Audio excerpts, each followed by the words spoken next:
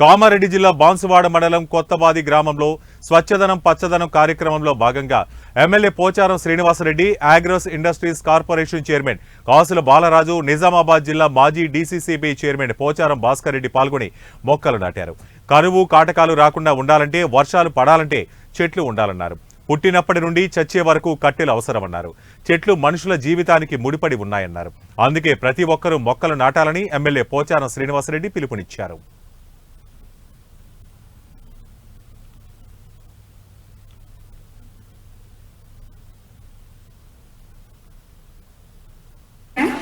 ఈ రోజు మన తెలంగాణ రాష్ట్ర వ్యాప్తంగా నిన్నటి నుంచి వచ్చే 5 రోజుల వరకు చెట్లు నాటే కార్యక్రమం, పారిశుద్ధ్య కార్యక్రమాన్ని కొనసాగిస్తున్నటువంటి సందర్భంలో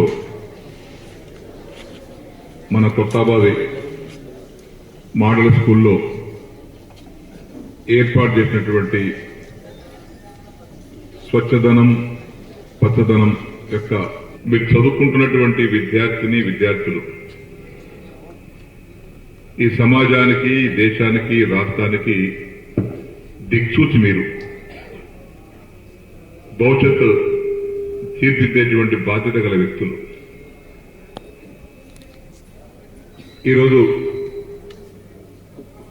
ప్రకృతి ప్రళయాలు, వరదలు, మండు టెండలు, తుఫాన్లు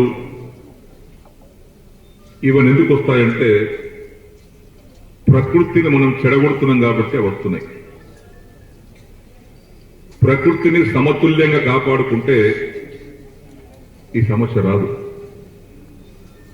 వాతావరణాన్ని సమతుల్యంగా కాపాడుకోవాలి. పచ్చదనం ఉండాలి. పచ్చదనంతో ఒకటి కాదు, 2 కాదు, 100 లాభాలు ఉన్నాయి. చెట్టు అనేది మన జీవితానికి ముడిపడ్డటువంటి అంశం. అది పుట్టినప్పటి నుంచి కాటికి పోయేంత వరకు మన వెంబడి ఉంటుంది. పుట్టినప్పుడు తొట్టలేస్తాం, కట్టె తొట్టెల్లో పండుకుంటానికి మంచం చేయించుకుంటాం, వృద్ధాప్యం నడవడానికి చేతి కట్ట పట్టుకుంటాం, చనిపోయిన రోజు కట్టెలో కాల్చి వేస్తారు. అంటే చెట్టు మన జీవితంతో ముడిపడ్డటువంటి అంశం. అది దాంతోపాటు సమృద్ధిగా వర్షాలు పడాలి, పంటలు పండాలి, కరువు కాటకాలు రావద్దు అని మనం అనుకొని చెట్ల పెంపకాన్ని మనం పెంచుకోవాలి.